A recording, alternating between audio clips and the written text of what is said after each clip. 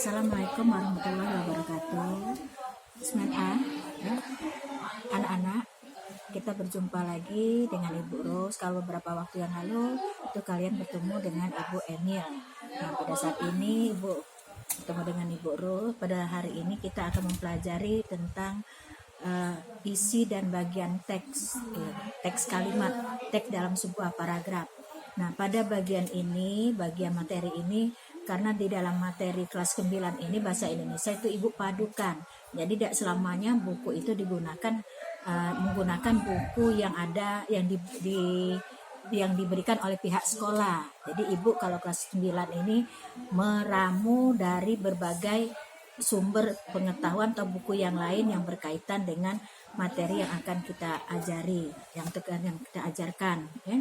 Nah, pada kesempatan ini, ya, yang belum bangun, bangunlah dulu, berapi-rapi dulu, anak-anak, sebelumnya nanti mengabsenkan diri terlebih dahulu. Kalau anak-anak tidak mengabsen, maka anak-anak tidak dianggap hadir. Jadi absen itu nanti seperti biasa merekrut, ditampilkan, terus melanjutkan.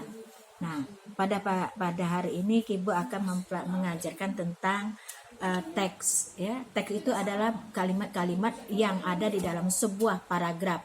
Apakah dalam paragraf itu berbagai dalam teks dalam bentuk sebuah wacana. Kalau wacana itu terdapat beberapa paragraf. Nah, dalam satu paragraf itu berisikan kalimat-kalimat. Nah, kalimat-kalimat itulah yang dinyatakan dengan teks. Jadi wacana tertulis. Jadi teks itu wacana tertulis yang terdapat pada bagian pembelajaran, ya.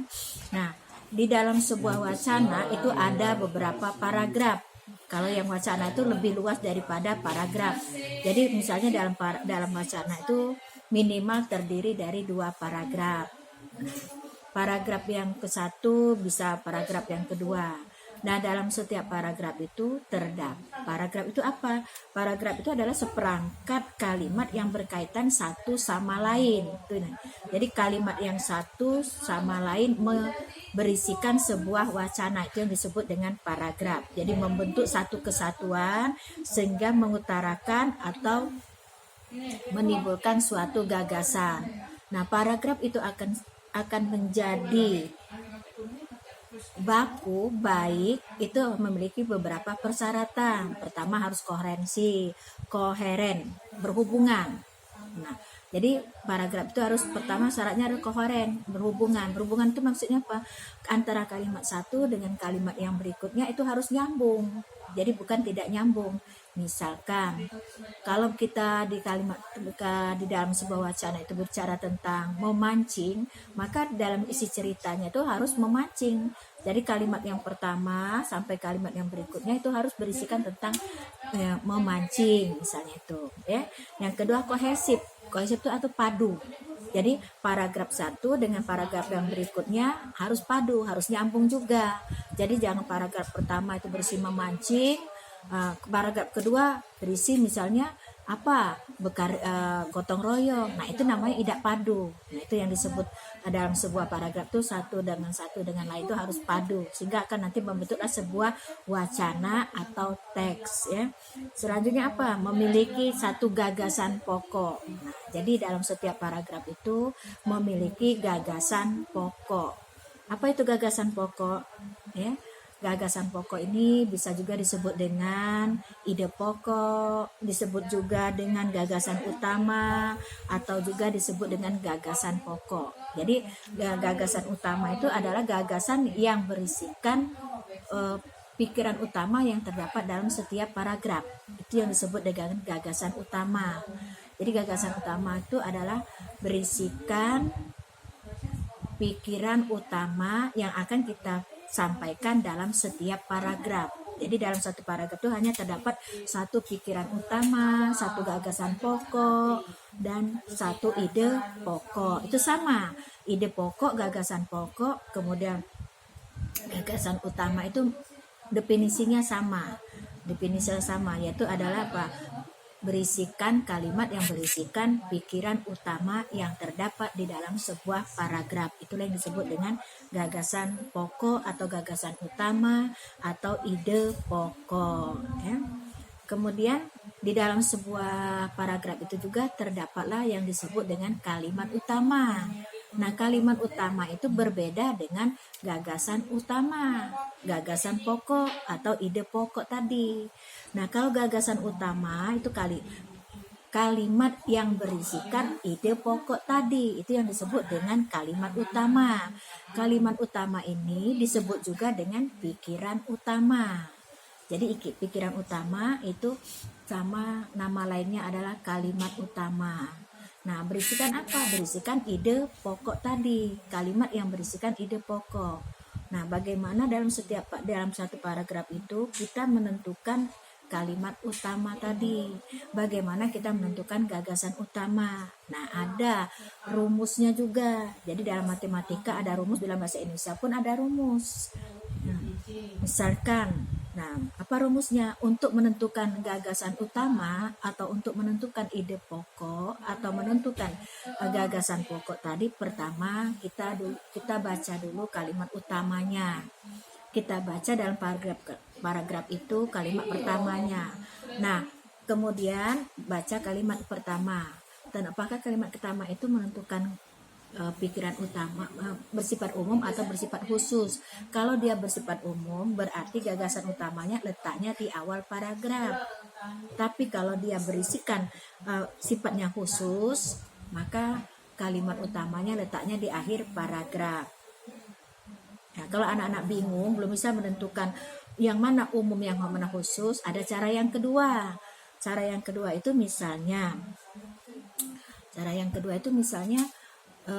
setelah kalimat pertama dibaca, kemudian kalimat kedua kalian baca.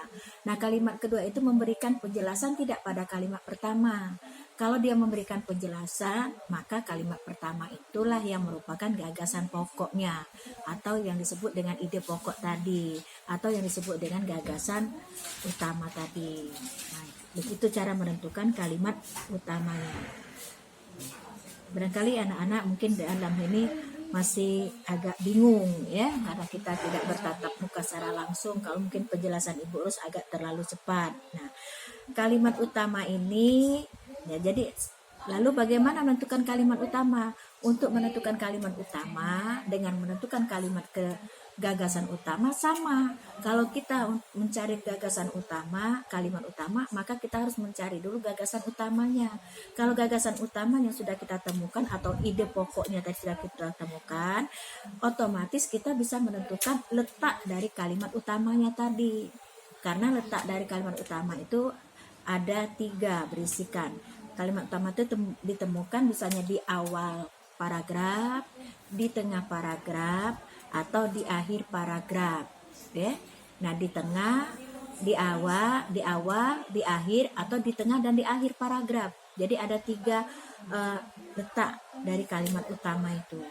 Nah, itu yang disebut dengan gagasan utama atau gagasan kalimat utama, ya.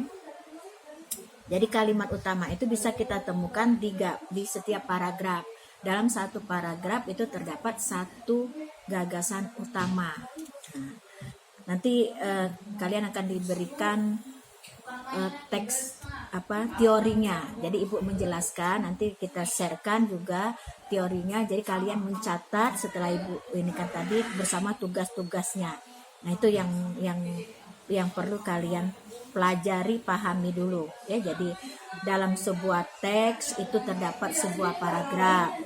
Teks itu apa? Wacana tertulis. Yang namanya bahasa Indonesia itu ada 2. Ada bahasa lisan, ada bahasa tulisan. Makalah ada juga jadi kalau bahasa lisan itu bukan teks disebut ya, komunikasi.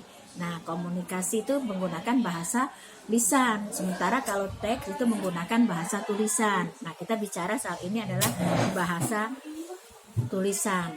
Nah, bahasa tulisan itulah teks itu terdapat di dalam sebuah wacana. Jadi merupakan sebuah wacana tertulis.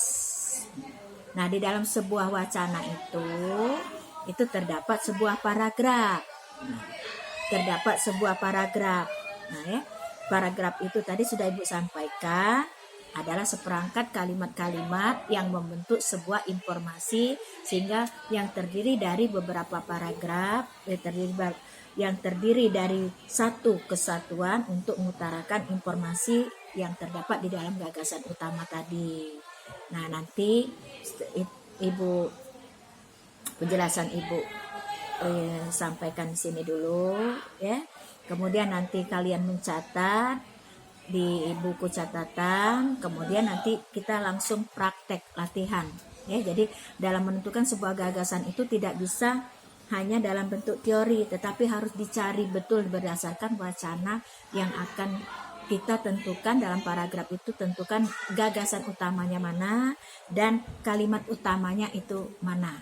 Nah, jadi itu saja yang Ibu sampaikan materi hari ini.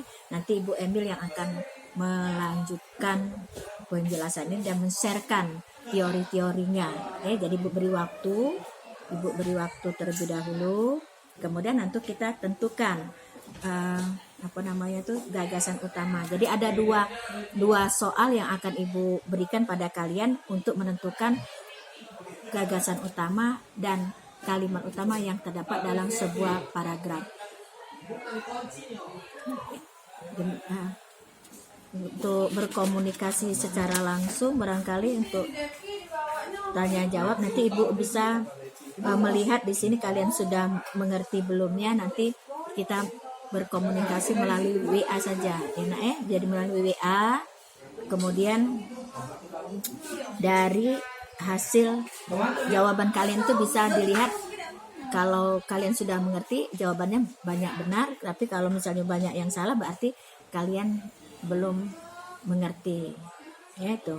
Nah, nanti teorinya di-sharekan oleh Ibu Emil yang akan memandu kalian juga dalam pembelajaran selanjutnya, maksudnya itu untuk memahami ini. Demikian, terima kasih. Assalamualaikum warahmatullahi wabarakatuh.